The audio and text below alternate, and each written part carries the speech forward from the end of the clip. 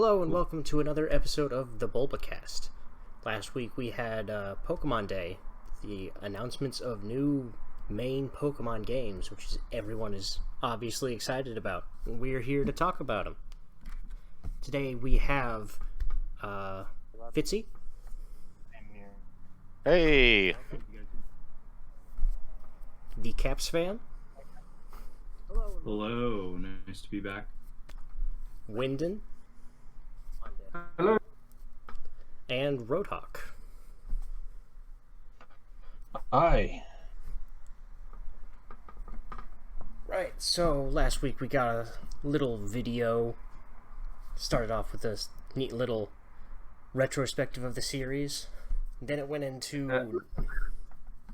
Excuse me, I hate to interrupt. You said a little perspective of the series. That thing lasted about 30 years. Do go on. They had to remind us every year that there was an anime and a card game. Or a jet. Yep, they couldn't remember any of the spin-off games after Gen 3 though.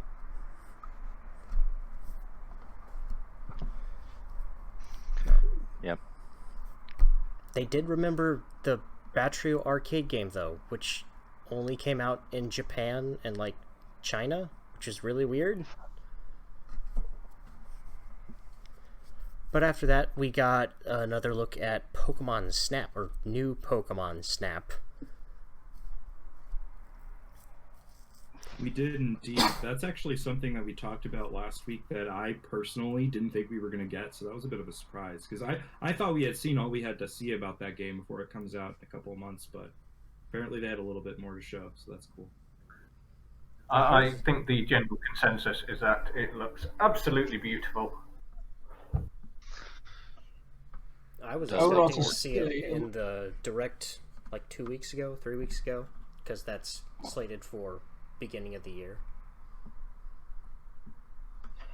I do have to say, it looks like the game that so many people have wanted for so long. It really does. Yeah, it looks like they're taking what they have with the general Snap formula and bringing it to the modern day. It really does. And it really does, like Wyndon said, look really, really good. Visually, graphically.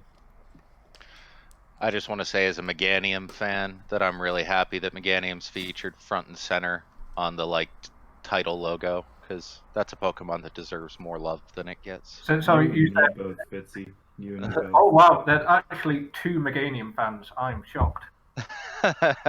We found the last breeding pair. Oh no.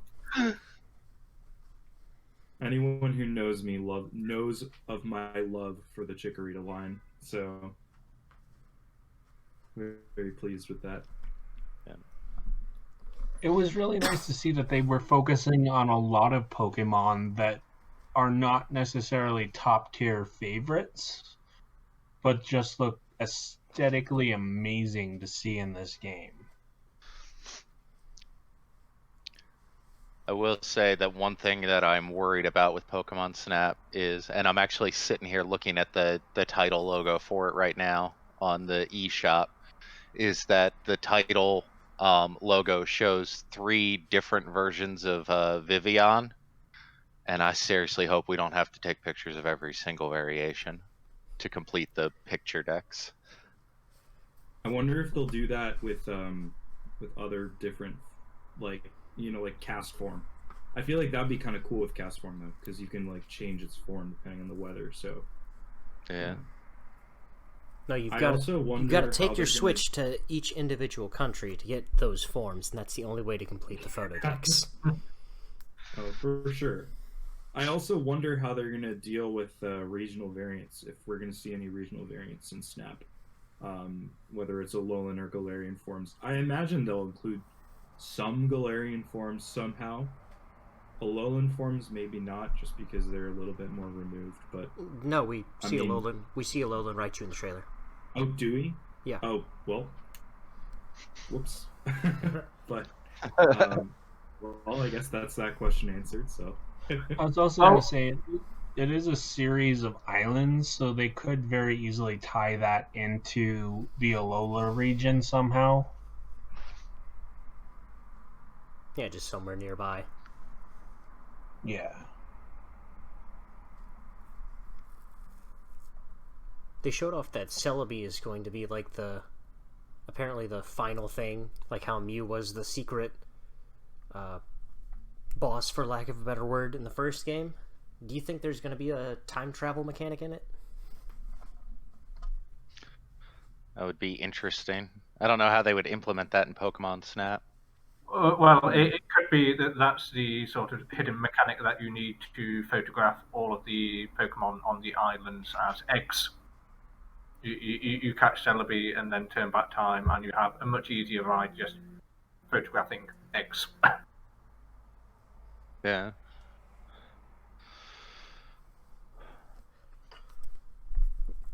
And I don't. go ahead.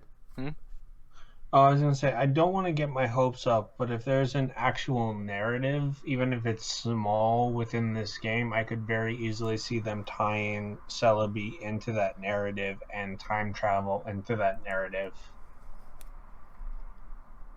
Yeah, because we have like a rival character apparently, which is a bit strange. A rival character in Pokemon Snap. That'll be fun. I It'll wonder how be. they're going to implement that within the gameplay. I hope it's Trevor from XY. Well, no, it's the No. little guy they showed Just in the video.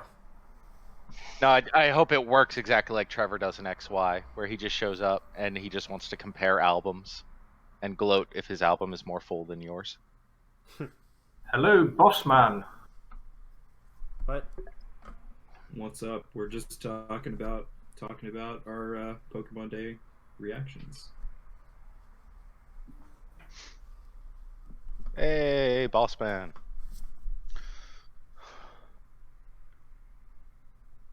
Oh, the video's still going.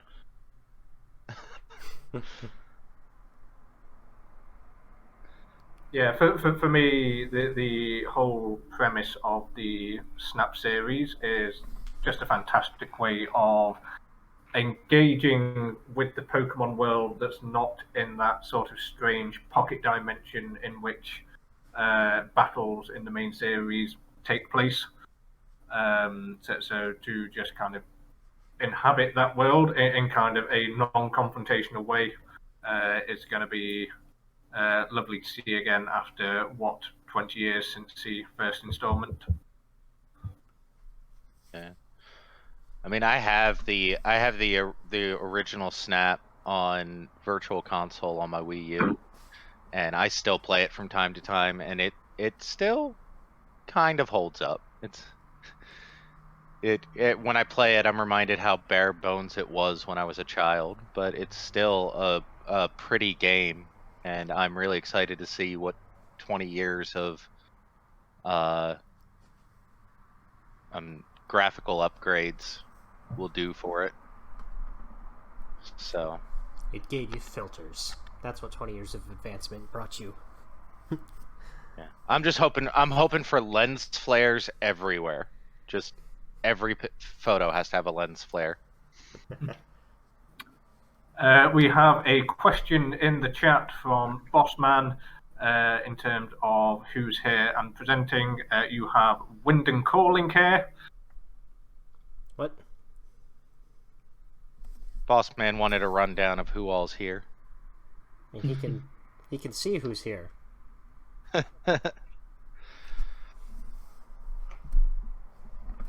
Well, Ugh. anyway,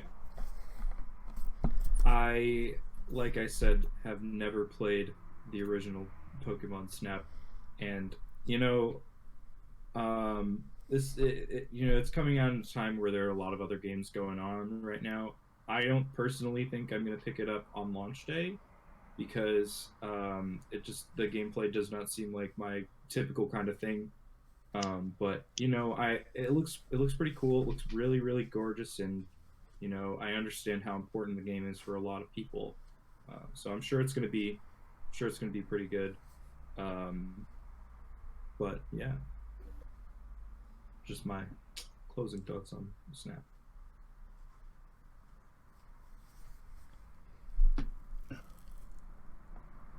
I will say I think it's important to remember with Snap whether or not it has a narrative as a game. It's supposed to function as just a beautiful photo taking game, which I think a lot of people who haven't played the original won't know that. So going into it, the expectations of it having a grand narrative and a super complex system of characters is not going to be as relevant to this game as it will be with like Diamond and Pearl remakes or Pokemon Legends. But I do think it's important to remember if that does happen, then that is an improvement on the old game, in my honest opinion. Yeah. Well, I mean, even outside the Pokemon fandom, any game that comes out, you're gonna have people who dislike it for not being what they thought it should be. But I think Pokemon Snap is gonna be something that some people are looking forward to, because a constant complaint that I hear from Pokemon fans is the visuals. And for the people who really just want to look at like realistic Pokemon in a realistic environment, like this game, that's all this game is, and it's going to speak to some people no matter what. That's very true. I think another thing that, like, even though I said, like, this game isn't necessarily my thing, another reason I appreciate it is because it's a fully produced, like, lots of resource intensive, like, full spin-off, a la, like, Gen 4, Gen 5 era spin-offs. And I think that personally, for me, is really cool to see them continuing with the spin-offs even in a modern era where they tend to focus a lot on like mobile games as their spin-offs. It's good to see that they're still willing to put in the resources, the time, the development costs to producing games for consoles that are outside of the typical main series. And I think that personally, I think with Mystery Dungeon last year, Snap this year, it looks good. Possibly we can get a new spin-off formula, or maybe a reimagining of an old series a la this game. It's just good to see that they're still, interested in making spin-offs. The retrospective video has going through Snap right now. Yes, something I noticed that I didn't quite pick up on last time is quite clearly a night cycle for, as you've seen in the video, species like Hoothoot. I do. It just came up on the video, and one thing that I think is really cool is the fact that you can save more photos of the same Pokemon into your photo decks, and you can actually like go and edit the photos and like sharpen them and zoom afterward, just to get that really nice photo for your photo decks. Because that was a really frustrating feature in the original one, was if you got the photo but it wasn't quite what you wanted to save, you had to go back and play the whole freaking level again. I personally am excited for the memes that are going to come up with some of these photos. I have just noticed there is a shiny Pincer in the photos. I hadn't seen that before. Yeah, it definitely does look like a very memeable game, as TheCapsFan just said. I also think it's just like, it's cool, like Wyndon said, you have, day and night cycles for specific Pokemon, and those specific Pokemon will only show up then, and you've got, all sorts of different environments and whatnot. And I think it's just gonna be cool to like be able to like go through all of that. And not only that, but it really shows the attention to detail that they put into this game, and the love and care they have for it. And in many ways, this game is very emblematic of the 25th anniversary. I mean, you've got Pokemon from all generations here. They look gorgeous, and you're traveling through their habitats and whatnot. Just looks like a good time. And adding to what the TheCapsFan said, I actually have to agree. One of the things that I love about this region this game is how the Pokemon interact with their environment. It's such a slide away from the mainstream Pokemon games, and it really gives an element of exposure to what the natural habitat of these Pokemon are and what they can offer to this game.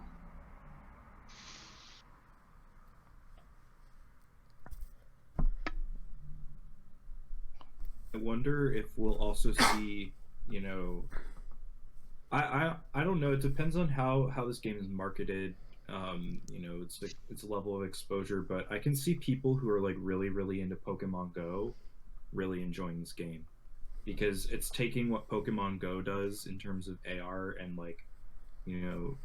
imagery and the Pokemon appear in the world around you to a whole nother level, because this is the full realization of that, with their environments and habitats and whatnot.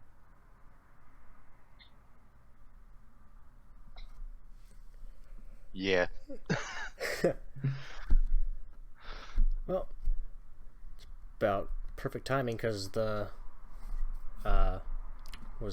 presentation video is just now getting to the announcement of the Diamond and Pearl remakes. Yes, the least controversial game ever announced. What is it? Brilliant Diamond and Shining Pearl? Like everyone thought it was going to be Shining Diamond and something else Pearl, but they switched it up on you because you can't get the names right. You're not allowed to get the names right.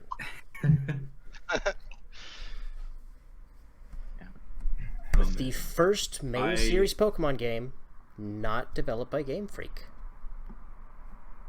That to me is crazy. I'm really excited to see what they do with this. I've said it on a couple casts before, but Bandai Namco is doing new Pokemon Snap, and I mean, I know it's not super uncontroversial and unheard of to have a separate studio develop a spin-off game, but they're doing wonderful work with that game. I'm excited to see what they can do with this one as well. Yeah. And does Game Freak actually have any development hand in XD Coliseum? I know those aren't necessarily main series games, but I know, for many of us, myself included, they're very much main series adjacent, since they have their own storyline and whatnot. They also had connectivity with the staff. They were not developed by Game Freak, or at least Coliseum wasn't. No, they're a genius sorority. Genius sorority, right? Sonority. Yeah. Sonority. Yeah. We have the full credit list on Bulbapedia. You can see if they were just consultants or if they had some other role. Because I imagine they would have. Well, there you go. Had was Masuda even directing at that time? I'm sure the game director would have been special consultant or something.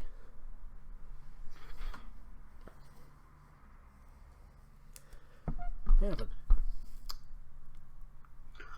first game's not made by Game Freak. Is that right? I will.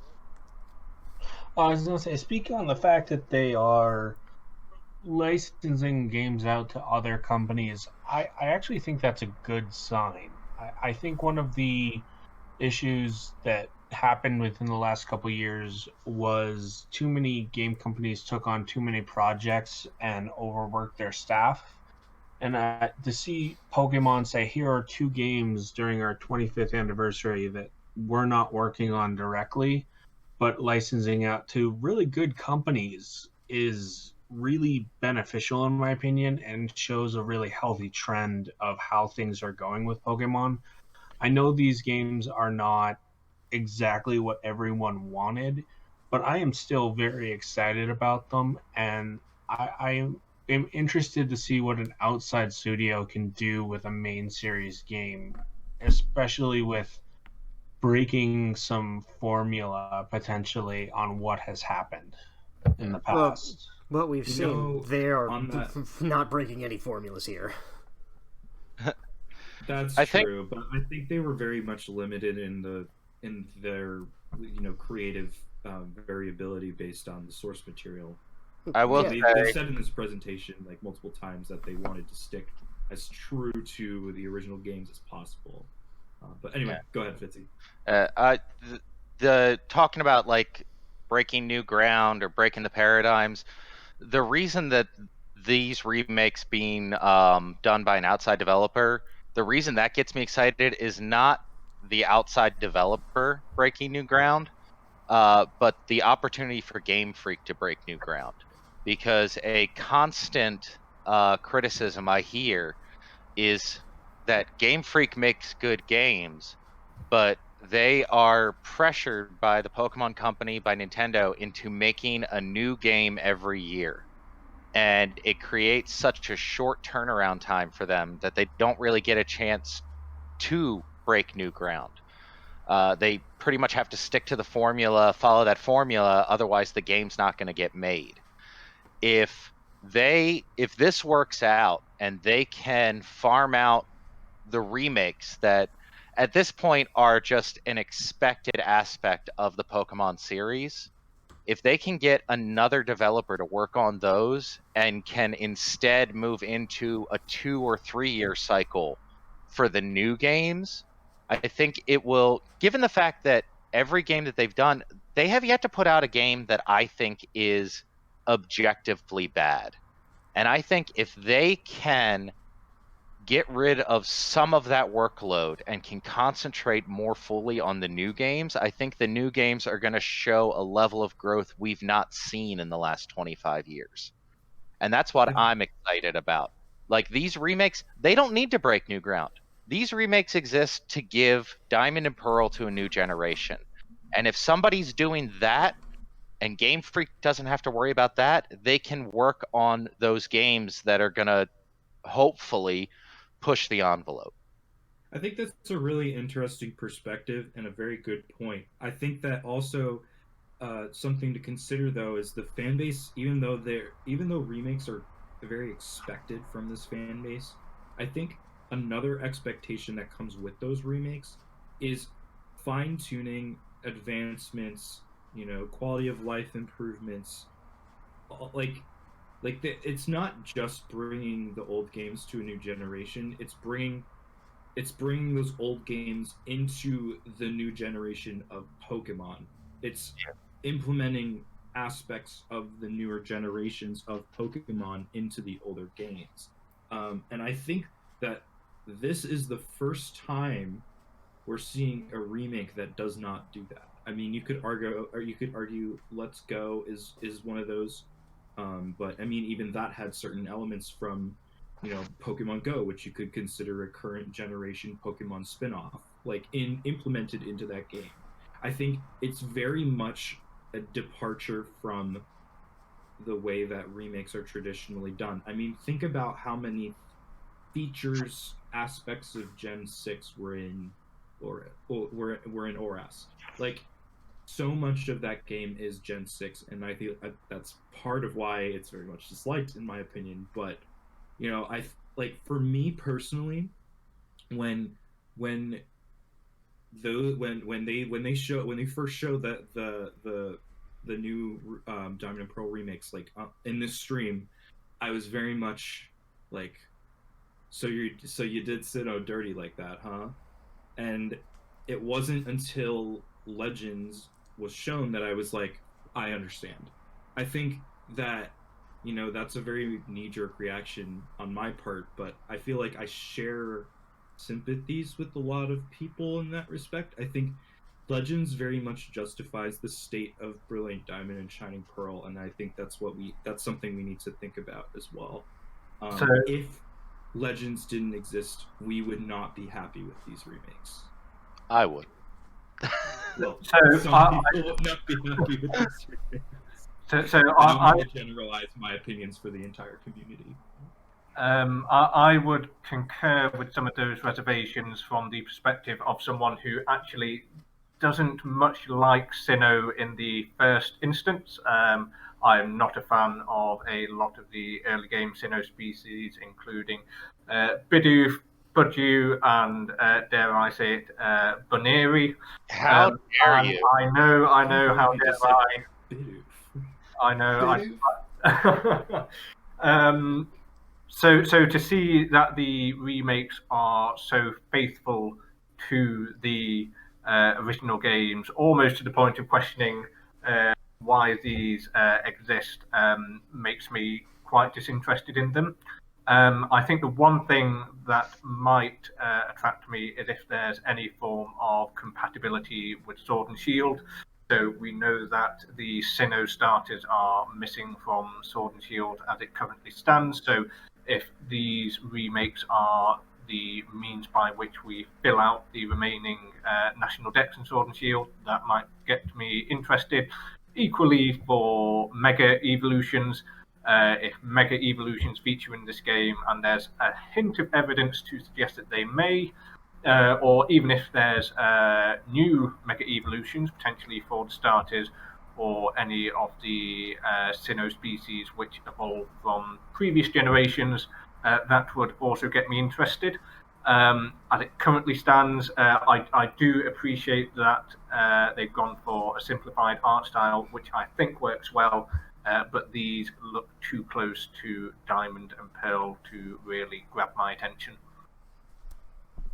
I will say, since it was kind of touched on, one thing, and this is something that I've gotten into discussions about just since this announcement dropped with other people, is it seems like a lot of people seem to be worried that these are literally just going to be shot for shot remasters of Diamond and Pearl. And I personally, I'm gonna say up front that if that happens, I'm gonna be unhappy. But I think that it is a bit of an unfounded fear, based on the history of Pokemon remakes. Like a lot of people are saying, these games are going to be exactly the same as Diamond and Pearl, and there's no historical evidence for that. We have yet to get a Pokemon remake that is just a shot-for-shot recreation of the original games. And we don't have anything to go off of other than this one video that is just like 30 seconds of in-game shots. Like the Pokemon website says that these games are going to have like those modern upgrades, presumably the quality of life upgrades that we've seen in the modern Pokemon games, like the improved experience share, maybe even the boxes always with you that we had in Sword and Shield. But beyond quality of life, every Pokemon remake has added something. Whether you enjoyed that something or not, it's always added something to the original base games. So the counterpoint that I might put to you is that with previous remakes, especially from Gen 1 to Gen 3 and Gen 2 to Gen 4, is that you've seen quite Herculean leaps in terms of the development of the base battle mechanics. So from Gen 1 to Gen 3, it's almost a completely different world entirely. Diamond and Pearl really gave us a close to perfected sort of battle mechanics, especially for Gen 4, the physical and special split, the introduction of moves that are still very relevant today, such as Stealth Rock, Flare Blitz, Close Combat, etc. And so, aside from, you could potentially argue the creation of the Fairy type and the introduction of mechanics such as Mega Evolutions, the core battle gameplay will probably be very, very similar to the originals, I would anticipate. I mean, you brought up the addition of the fairy type. That's gonna change at least one thing pretty majorly. It's become a meme at this point that Cynthia is like the most intimidating trainer in the history of Pokemon. And the addition of the fairy type is gonna nerf her party a bit. Her Spiritomb with no weaknesses suddenly has a weakness, and her Garchomp is no longer this unbeatable beast. And I'm literally just bringing up one fight here, but I think that it's gonna change things. It's that whole muscle memory thing.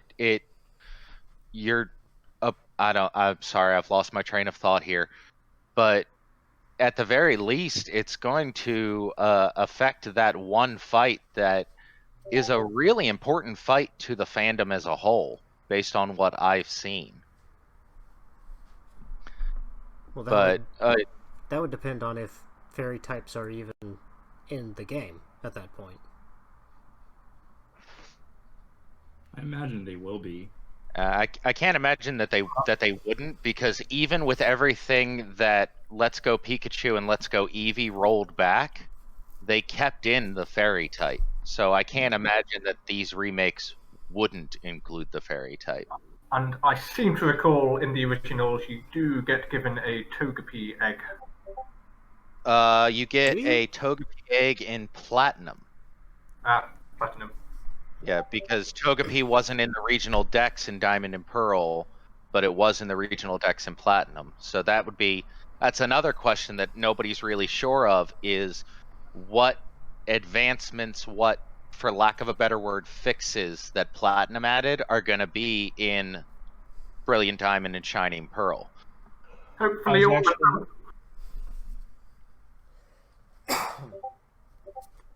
Who keeps getting Discord pings? That might be me.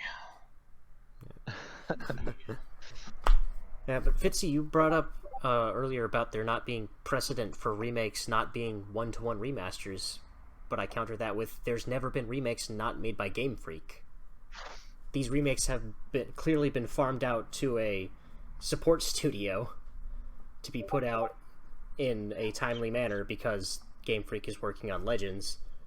Like, that's the biggest indicator that there will not be much changes because they're working off of a specific template. Well, they're working off a specific template, true, but we don't know what that template is. And while it is being farmed out, Masuda is involved in the production of it, and I got to imagine and maybe I'm being overly optimistic. It's possible. I've done it before. But just based on what Game Freak has done in the past and the fact that Masuda is still involved despite it not being a Game Freak game, I think it'll follow the quote unquote remake formula rather than just being a port with better graphics. Better graphics there. Put some air quotes on that. Hey, I'm not saying better graphics compared to Sword Shield. I'm saying better graphics compared to Diamond and Pearl.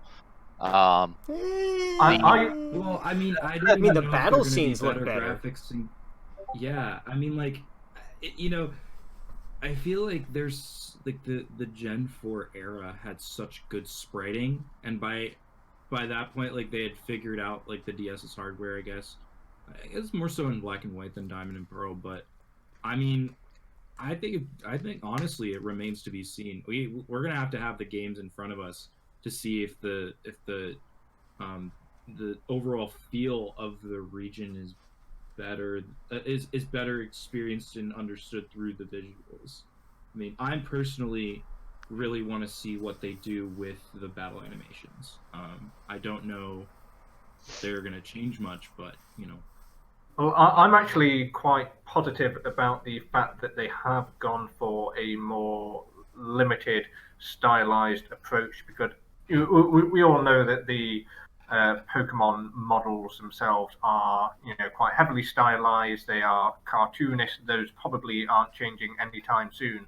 So I would much rather have a well-realized, cartoon-esque style, as opposed to potentially with Sword and Shield sometimes shooting forward stars and falling a little short. So I'm perfectly happy to have this more limited style going forwards.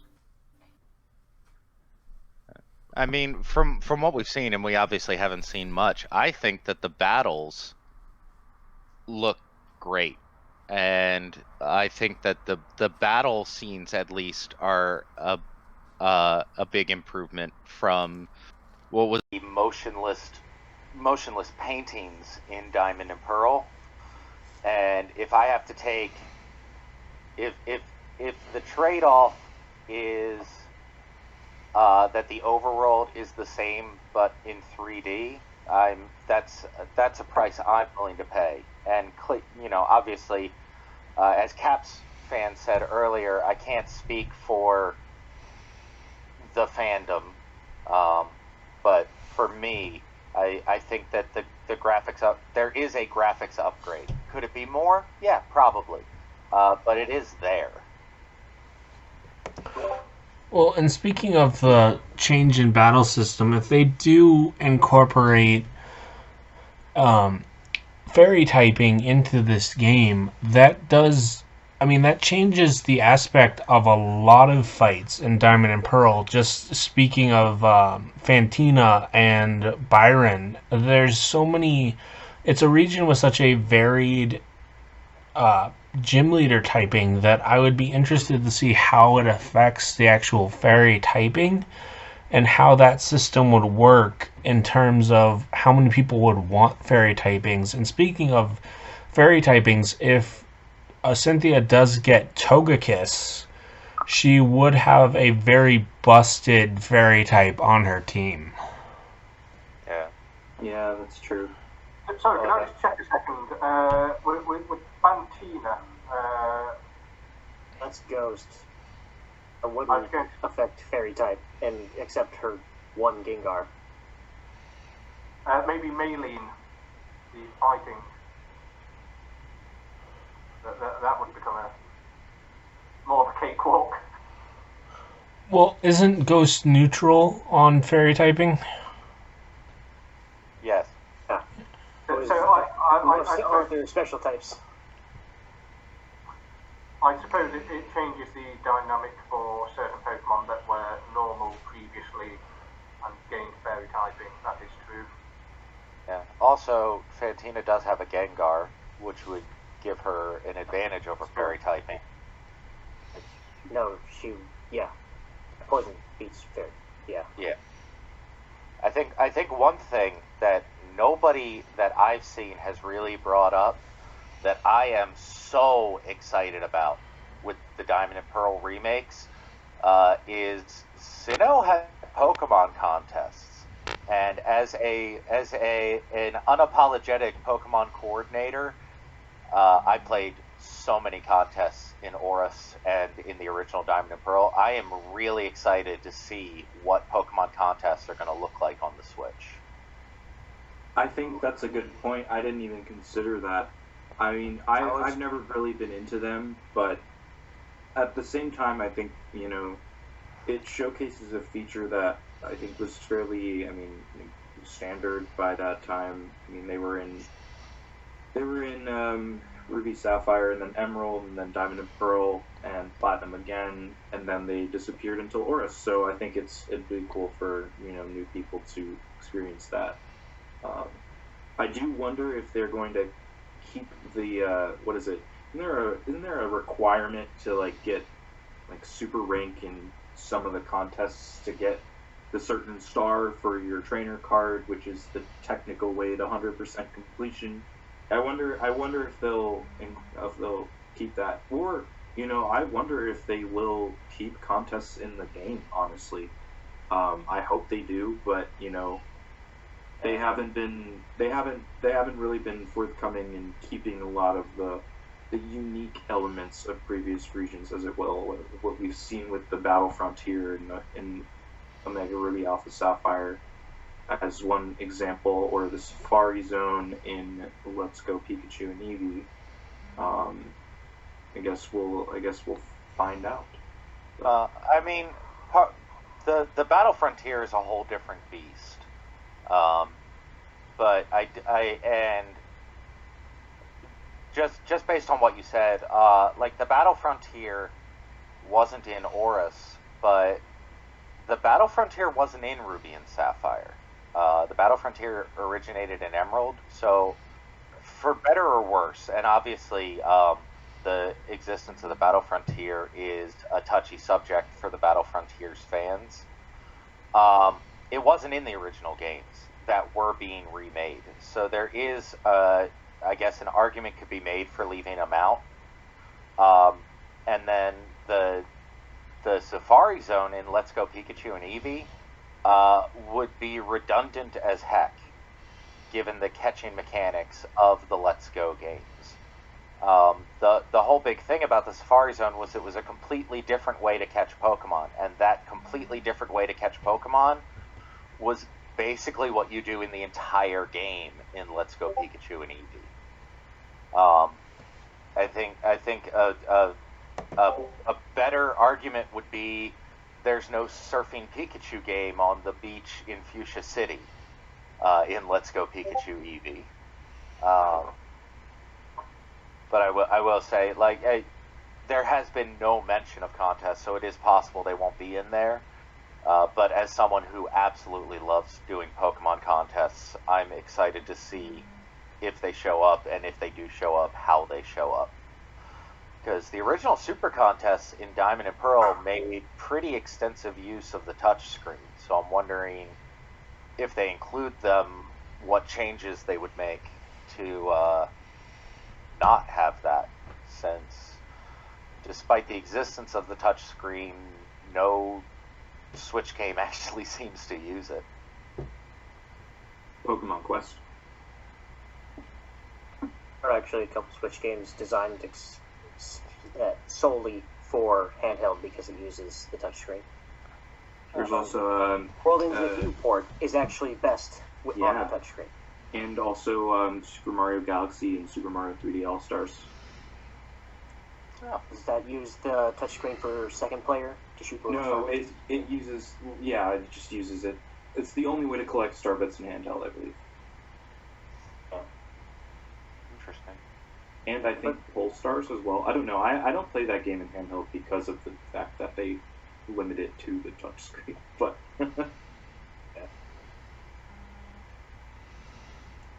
those contests in Diamond and Pearl were the ones that introduced the dress-up elements, and there's no way they actually went through all the work to be able to specifically place items on a Pokemon model. So I'm wondering if they just dropped that completely, or if it's just like a still image of the Pokemon that you paste stickers on top of. Yeah. I mean, it could be that they just removed the dress-up portion, because the dress-up portion was the appeal portion of the original contest, just with costumes. So, I'm more curious about the dance phase, when you had to do the little like up, down, left, right dance, and then copy the leader, because that was all done. fun.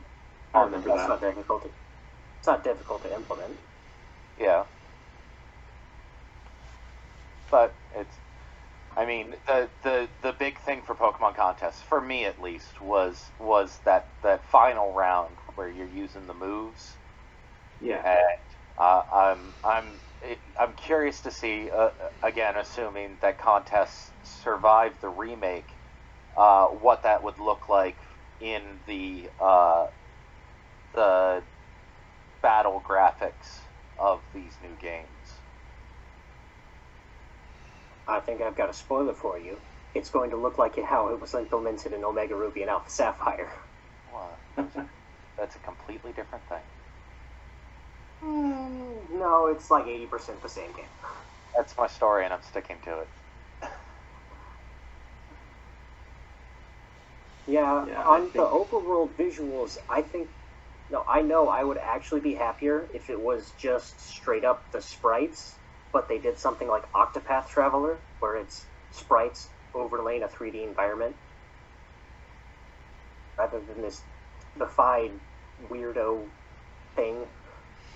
I think the chibi style works for Pokemon. I don't know if the Octopath Traveler style would work for Pokemon. I think it would be an interesting, project or experiment, but I'm not sure if it would actually work. I think after some contemplation, I'm generally ambivalent towards the chibi art style. I think it's not great, but I understand why it's being done. I mean, I enjoyed the diorama-esque art style of Link's Awakening remake, and I think this a lot of comparisons can be made to it with these games. Top-down perspective, older game. So I guess it kind of makes sense.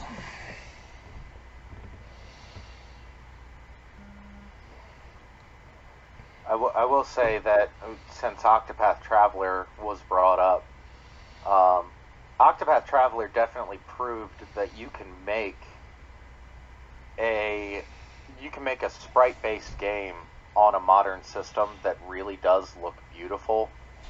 Because I think Octopath Traveler is one of the most gorgeous games that is on the Switch. Oh, it's one of the most gorgeous games of the modern era, in my opinion.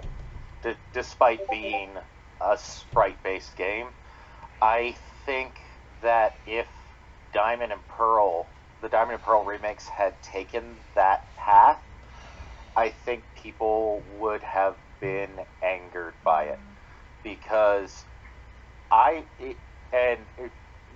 this may not be what you folks here believe, but one of the biggest things I've heard about the chibi style is not that it looks bad. I mean, granted, there are people who say it looks bad, but the more common complaint that I've seen is not that it looks bad, but that they didn't do enough to change it from the originals. And I feel like the people who are making that argument would not have been happy with a sprite-based overworld, no matter how good it looked. But then you get into the discussion of, some people just aren't going to be pleased. So. I'm looking over this footage again, like even in the battle animations where they're like the full-size models, shading just looks worse than it does in Sword and Shield. They look like toys. Yeah. It reminds me of the current Harvest Moon series, Bad Harvest Moons. It's got this,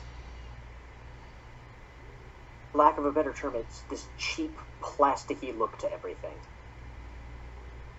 as opposed to that expensive plasticky look that Link's Awakening has. That's true. It is early. These games probably aren't going to go through their final builds until much later. I mean, I'm not a We didn't get a date on it, did we? We did not. No, it's slated, I think, for late 2020. I think people are expecting November. I'm thinking maybe October, because I think they're going to save November for something Mario related, actually.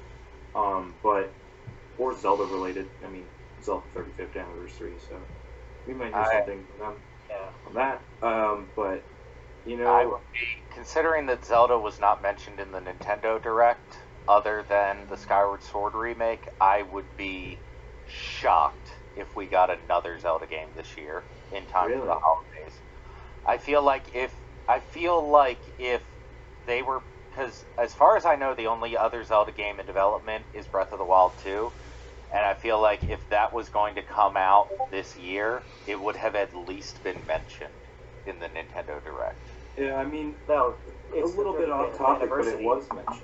It was mentioned. It was just Anuma just said, we don't have anything to show on it. But I mean, so I guess it is possible Breath of the Wild could come out Breath of the Wild 2 could come out in November. I think honestly, I do think that I think some other Zelda content is going to come out within the 25th or 25th 35th anniversary period, whether it's just standard Wii U port of Wind Waker and Twilight Princess HD, or a full remake remaster of Ocarina of Time. I could see them doing that. I think that is going to bring attention this year. I think that the Diamond and Pearl remakes, in my opinion, are very much the sidekick to something bigger. Yeah. On the flip side, though, the presence of a new Mario game or a new Zelda game for the holidays does not necessarily preclude a Pokemon game for the holidays. That's true. I mean, for all we know, they could release these in August. Yeah, I mean, the people we've got here, there's definitely some overlap, but in the greater whole, they're rather different fandoms. So, Nintendo going for a full court press on the holiday rush is not out of the question. I think we generally agree on that. I just, I mean, my whole point of saying that was I don't necessarily think that this, it's not a final build, as much as Sword and Shield wasn't a final build, that's true, and the graphics stayed the same from that E3 to release, but changes could still be made. We might see, graphical improvements the same way we did when we saw Luigi's Mansion 3 for the first time, and then that game was completely changed. Or even new Pokemon Snap looks a lot better now than it did when it was first shown. Yeah. So, you never know. The game development is a weird thing, so... I think they just... Go ahead, Bill. You were saying about Zelda not being in the last Nintendo Direct. That's obvious. They're not going to put Legend of Zelda in a non-Legend of Zelda Nintendo Direct when it's their 35th anniversary. That's going to be its own thing, probably at E3 time, since they've got nothing else to show at that time. I can see them doing something like that during E3. So they're probably going to have a whole Direct specifically for that. There's probably going to be some other handheld Zelda being remade for the Switch that releases this year or something or some such, or the HDs of Wind Waker and Phantom Twilight Princess, such and so forth. Phantom Twilight Princess. The Phantom Spirit tracks of ages. I play that game. I play a Spirit Tracks remake. Love that game. Anyway. Got a bit off course here. Thanks, Captain. Well, I was going to say, I really enjoyed Breath of the Wild, and there was a game revealed recently that reminded me a lot of Breath of the Wild. There was. So I think we're talking about the same game. We might be. Are you? Because you could be talking about like a dozen different games. I could be talking about Genshin Impact right now. You're right. I am referring to Pokemon Legends Arceus, and in the predictions Bulbacast that we had a couple of weeks ago now, I made 3 predictions. One was for Detective Pikachu 2 movie news. I was wrong on that.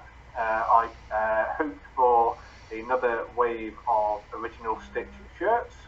We got those, and my third main prediction, which was so broad as to be cheating really, was to expect the unexpected, and that's certainly what we got.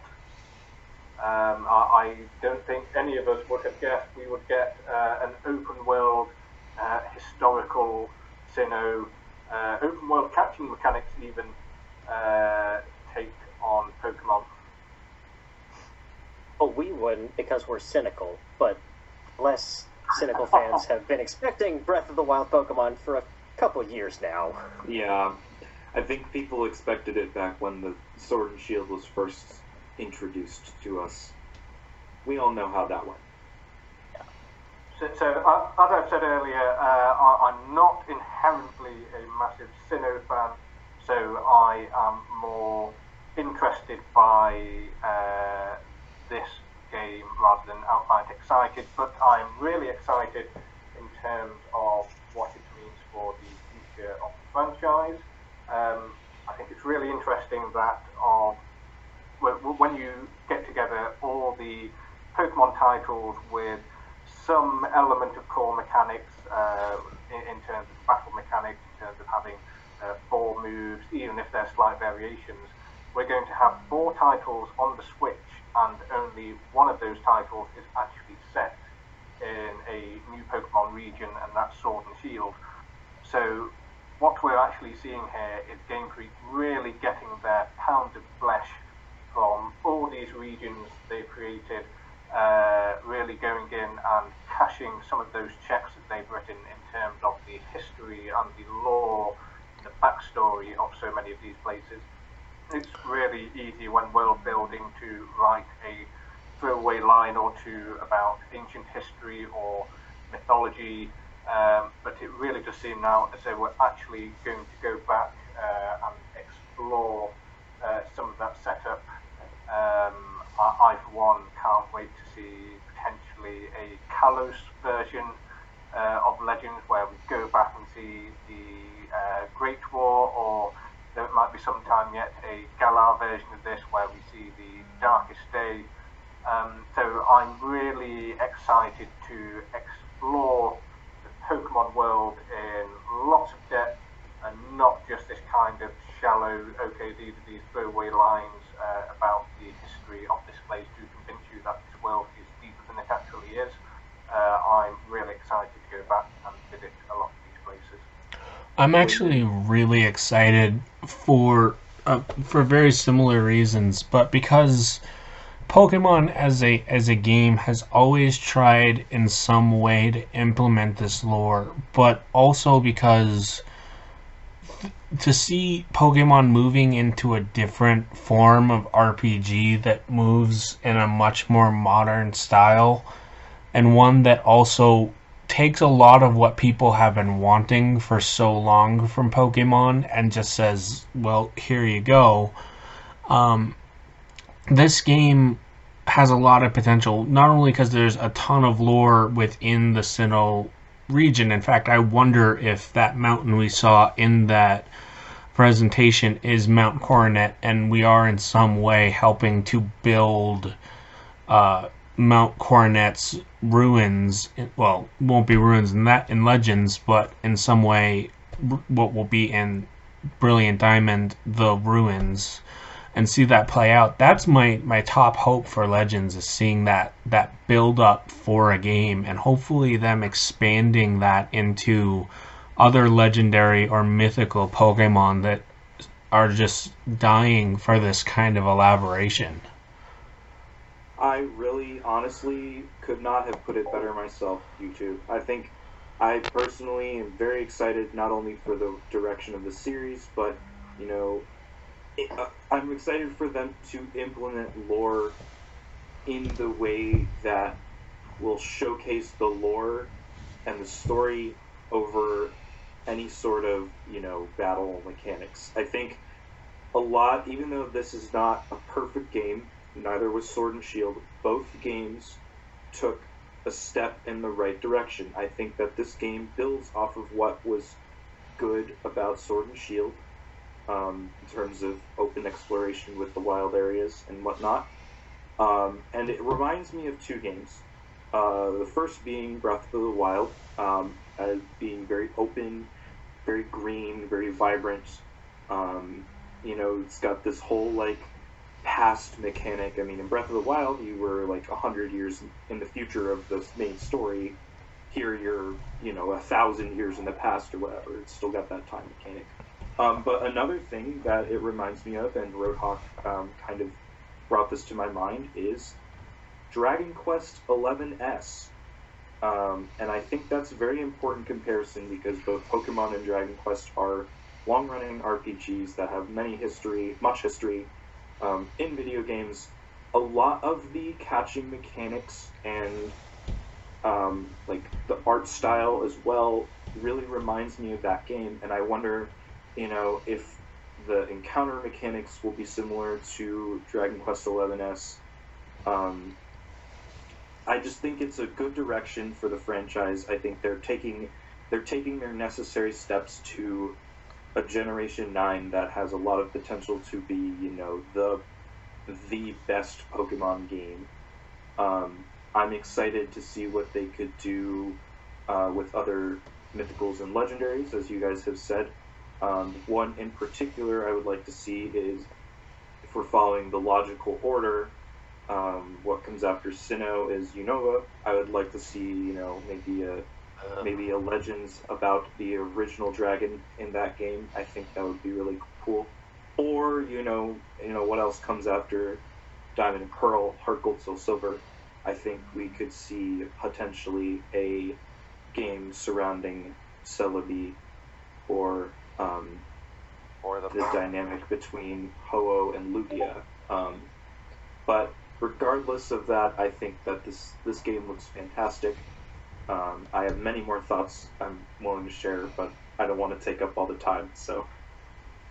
I will say one thing that's got me worried about this game, since the lore and the history of Sinnoh was brought up, is that we have had for many years now what is essentially two mutually exclusive origins for Pokemon. One being that Mew is the ancestor of all Pokemon, and one that Arceus created the world. And I personally have always been what I call a Pokemon atheist, that believing that Mew, because I started with Red and Blue, and I've always been more in the camp of all Pokemon are descended from Mew, and whatever legends there are around Arceus are just that. They're just legends. But this new game might be putting some truth to that Arceus legend, which would definitely it would definitely be a blow to the idea that Mew is the ancestor of all Pokemon, and that makes me a little bit sad. So there's actually a really popular fan theory out there that the reason they say Arceus created the world is because he created the Sinnoh region. Much like in our world's mythology, they tend to see the world from their own country. And within that, the idea that, Mew might have been an offshoot of something or something within that, but that Arceus really did just create the Sinnoh region, and everyone in the Sinnoh region was unaware at the time that all these other regions were around. And as such, if they elaborate on that Arceus created the Sinnoh region and that's where that legend come from, I would be very happy as well, because I have always loved the Mew idea myself as well. Yeah, but it definitely feels like we're going to get a more concrete interpretation of that whole myth, and I could be completely wrong. Maybe like none of that will come out, but I am curious, kind of cautiously curious, to see how that plays out in an Arceus-based game. So I'm going to take a punt here that we are somehow involved with Arceus in creating something, whether that is the Spear Pillar atop Mount Coronet or helping to establish the Sinnoh region. If you were, say, a villainous team leader in the contemporary Pokemon world, and you wanted to create something of your own, you might well look to the people of the past to take inspiration. and you might even adopt the same symbol for your organisation, which is something a lot of people have picked up on, is that the protagonists who seem to be working for an organisation or bearing some sort of banner that is very similar to Team Galactic.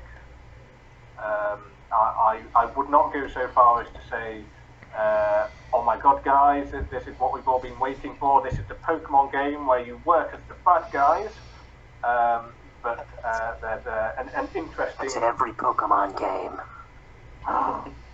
We're all really just poachers.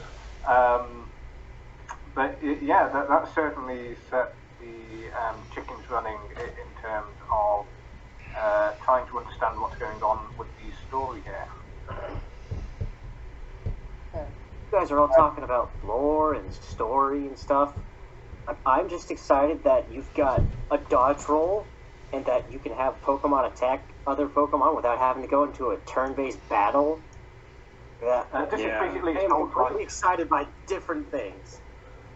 I'm also excited by those things too. I think, we've had like bits and pieces of that. You can sneak up on Pokemon if you push the circle stick ever so slightly to a direction. You can, encounter Pokemon walking around in the world as opposed to just randomly in a patch of grass.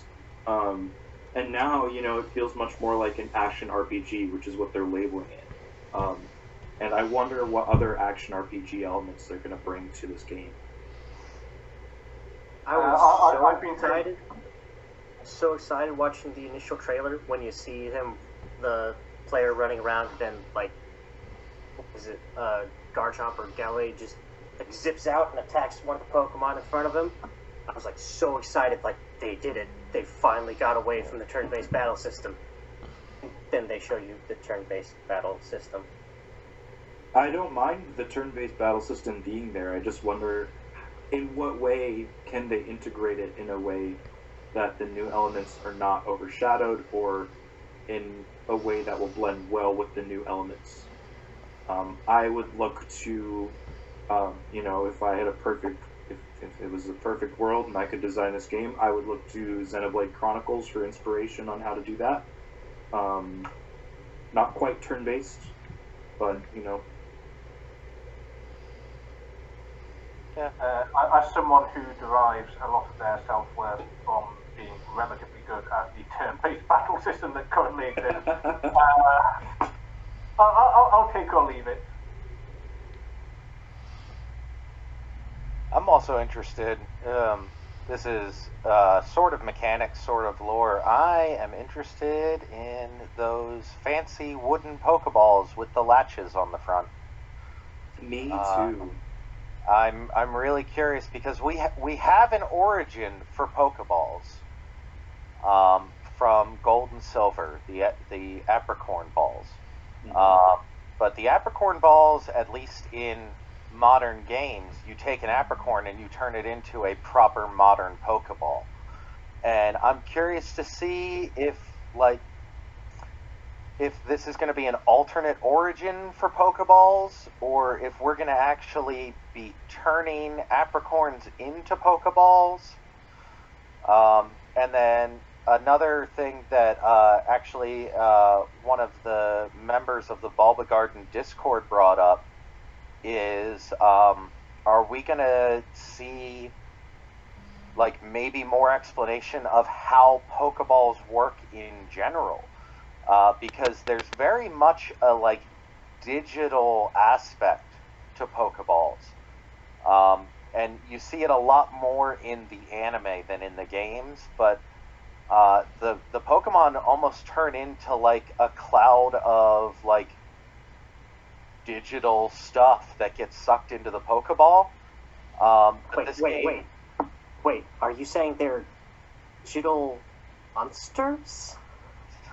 I am very explicitly not saying that.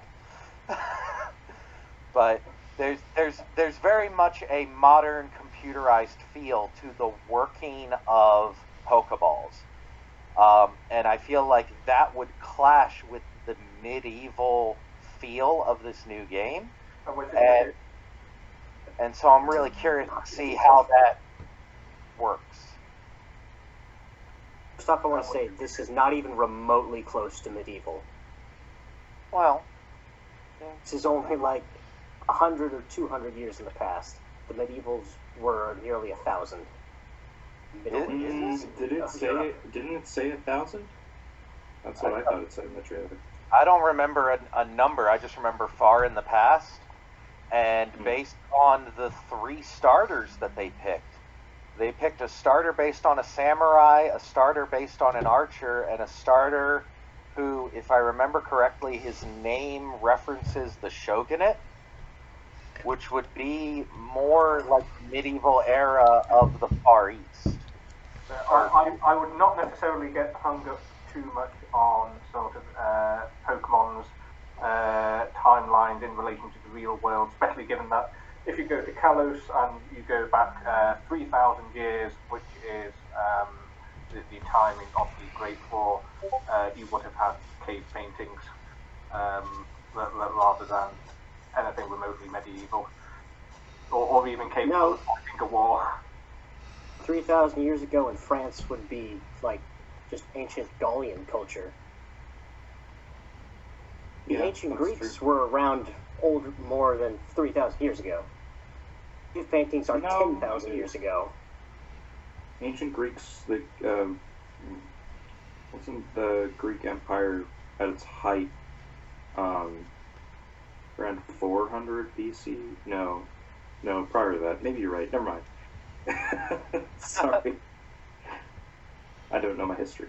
But one thing I will say in relation to the Pokeball design theory thing is something that Rhodehawk brought up earlier. I mean,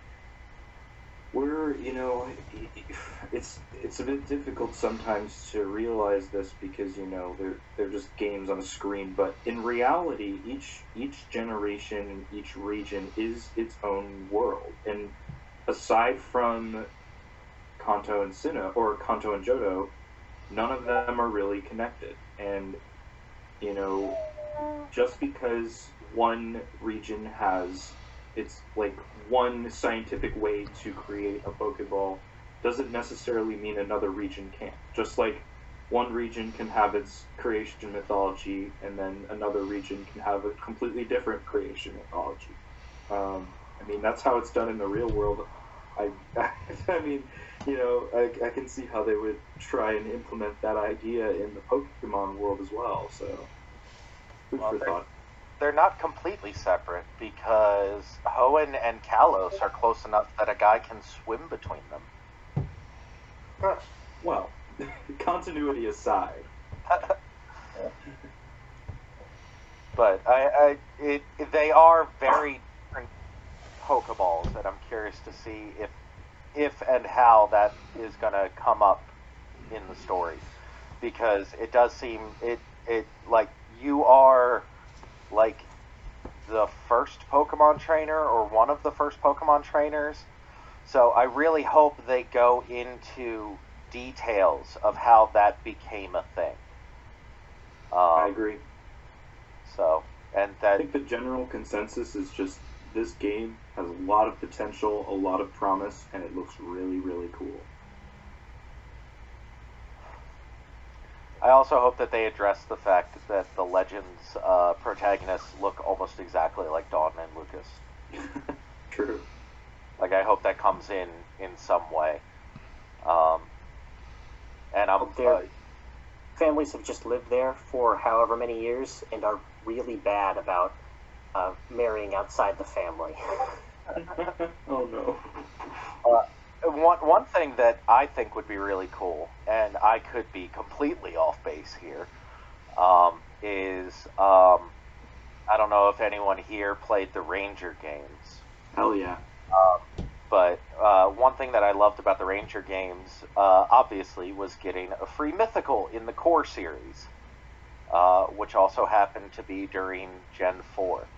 And I think it would be really cool if it turns out that the Legends protagonists are the ancestors of Dawn and Lucas, and they do something that allows you to transfer like an Arceus from Legends into Brilliant Diamond and Shining Pearl, that makes use of that familial relationship as kind of like an excuse plot for the transfer. Like, you play through this game and your character like wins the trust of this ancient, powerful Pokemon, and as a result, that same Pokemon remembers your family line and is willing to work with your descendant. And that's like maybe how we can get an Arceus in Brilliant Diamond and Shining Pearl. If only there was some way, perhaps some legendary Pokemon that could manipulate time and space itself. Yeah, but that doesn't exist, so we need some sort of other excuse. Or perhaps if there were two Pokemon that could manipulate one time and the other space. Yeah. Well, now you're just speculating wildly. Because... Yeah, now I'm just talking rubbish. But I just think it'd be cool if they made, like, it feels like that there's going to be some sort of connectivity between Legends and the Diamond and Pearl remakes, and I just think it would be cool if they took the similarity of the protagonists in the two games and did something related to that. I think it's plausible to make it happen. Because they've already done with the Let's Go games and Sword Shield. If you have a Let's Go save file on your system, you can get what is heavily implied to be your partner from the Let's Go games in Sword and Shield. And I think it would be cool if they did that save file like check in Brilliant Diamond and Shining Pearl to get you something out of Legends. I just think it'd be neat. Well, and one thing I'd really like to see in Legends that was touched on slightly, speaking of lore, but not really delved into until a Pokemon movie, would be the concept of aura reading and the history of, like, Lucario, considering how heavily Riolu was shown in the actual trailer. It'd be really cool if this game implemented aura reading and gave you some, like, I don't know, side missions or something in order to better attune that and maybe even give us a special Riolu to help us through that campaign. Is that how you say it? Riolu? I might be butchering the pronunciation. I mean, I have in the past been informed that I was pronouncing Pokemon wrong. I've always said Riolu, but I don't pay that much attention. That makes sense. It's Lucario, Riolu. I was not trying to, like, mock your pronunciation. I was like, maybe I was pronouncing it wrong. Oh, to be fair, I don't know how to pronounce 99% of the Pokemon until I hear them awkwardly pronounced in the anime or a movie of some kind. So no offense taken whatsoever. Like, I still think I pronounce most of them wrong half the time. Every once in a while they'll say a Pokemon name in the anime and I'm just like, no, I don't like that at all. I think one of the funniest I heard was when they actually used the word Pokemons instead of Pokemon in one episode. And I was like, what? The one that always gets me to this day is Rayquaza, because I always said Rayquaza. Oh, I hate that. When I was growing up, but like in the anime it's called Rayquaza, and I'm just like, oh, that doesn't sound right. There's a really simple explanation, and that's the fact that the anime is wrong. It's the only possible explanation. It is indeed Rayquaza. As the native English speaker here, I can confirm it. One that always got me is that they actually pronounce Gardevoir with the French pronunciation, so it's Gardevoir. Gardevoir? Gardevoir? Vivian was one that got me too when it was first pronounced in the anime, and that one I was like, yeah, that does make sense. It is a French region, but I always said Vivillon before I ever heard it pronounced on the show. Oh, with Xerneas and Evitel, I still can't pronounce that one. Like, I had no idea how to pronounce that, given their written names at all. And like, I know certain Pokemon you can kind of go off their look, but it does seem like they are going for much more complex names compared to what we used to get. Ain't no messing up Geodude. I think you mean Geodude. Well, but is it Golem or Golem? Gollum. Gollum's the character from Lord of the Rings, so no, that'd be copyright infringement. What has it got in its Pokeballs, Precious? I was going to say that there was one piece of news that was almost missing from the direct, but there was a small update for Sword and Shield in terms of Dynamax Pikachu returning to raid battles. For me, slightly disappointing because I therefore take this to mean the end of any further DLC or significant updates to Sword and Shield, except maybe for the inclusion of the missing national dex species as well. So I think we are looking at the end of Galar. I mean, not terrible.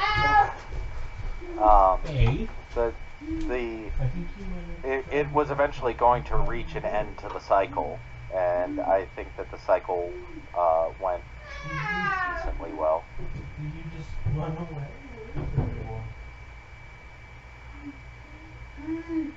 But I do hope that when Brilliant Diamond and Shiny Pearl come out, that we get a patch that allows those new Pokemon to show up in Sword and Shield.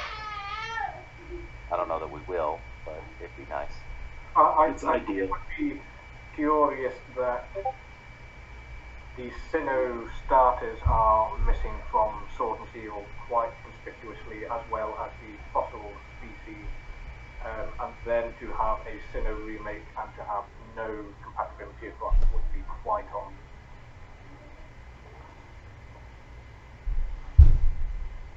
Speaking of compatibility with those remakes, is anyone excited about the Union Room coming back? No. Like they actually specifically got a shot of the Union Room, the thing nobody used. Well, everybody used it because it was the only way to do trades. That's correct. It's a nice touch. It's a nice touch. Nobody liked to use it. I will say one thing that I have heard come up in conversation is because it originated in Diamond and Pearl, is the GTS coming back into the games. I'd like to see that. I will say I would like to see that, but only if the GTS as a location comes back.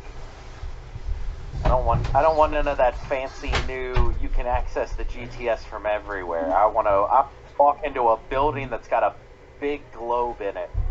Wasn't there Back in my day, we had to walk to the internet. Wasn't there also in Platinum they had the Wi-Fi Plaza thing?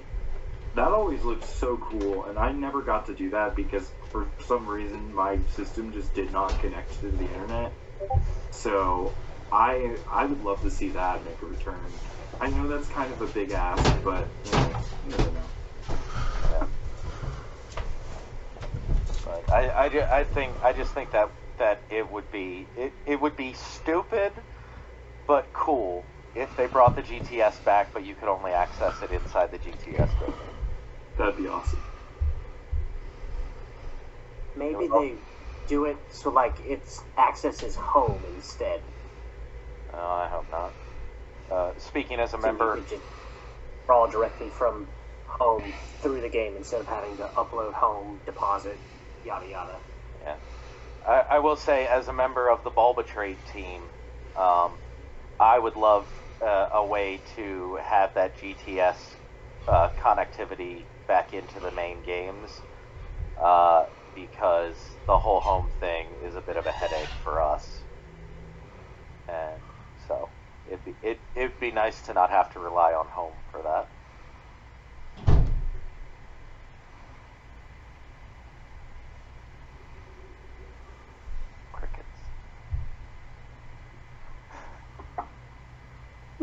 So did anyone watch that Post Malone concert No, after Pokemon Day? I got my information on the games. No further need. I did watch a bit of it. It was a bit odd, if I'm gonna be honest. It just, I don't know if it's because I've never quite seen anything like it, or because the Pokemon and just the general format and way the thing played out was the way it was, or the fact that it was only like 19 minutes long according to YouTube. That was weird to me. I thought the weird part was when Post Malone started singing about his sex life while Pokemon frolicked around him. Yeah, that was something. The first song has a verse with like 5 curse words in it, and they had to mute it. Yeah, I do remember when they announced it, and my first thought was, really? Post Malone and Pokemon? And, like, I don't know, I guess I get it. Like, Post Malone, given his age, he might have grown up on Pokemon. Yeah, I was going to say, I wonder if they're trying to tap into people who have some sort of connection to the franchise in some sort of way. But it was weird, since Glik brought it up, it was weird that they didn't curate his song choices to better fit the intended audience of this concert.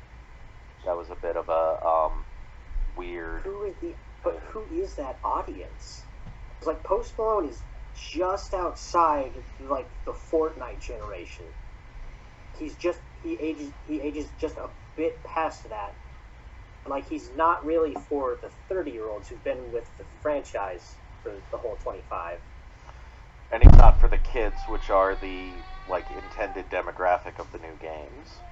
He's in a weird middle area. So it's weird. It's like specifically for the people who grew up on Gen 2 or 3, not Gen 1 or Gen 4. It was odd. That's all I really have to say about it. I had a friend who's completely unrelated to, like, has no connection to the Pokemon franchise whatsoever, text me and ask me, why? And I was like, I just have no answer for you. I just cannot help you. I do not know. Well, when someone texts you why, you respond with a picture of why not. Oh, I should have done that. That would have been smart. It is strange that they seem to be angling for sort of a very human, celebrity-driven presentation of Pokemon Day, and then we got Post Malone and not, for example, Ryan Reynolds. Not that I'm bitter about my movie prediction being wrong or anything, but it's curious because I think several of us anticipated more celebrities or more human involvement besides just that. I will say that a digital Post Malone just chilling out and singing while legendary Pokemon fly around him did create some amusing memes. For sure. If nothing else, it ended up being a very memeable concert.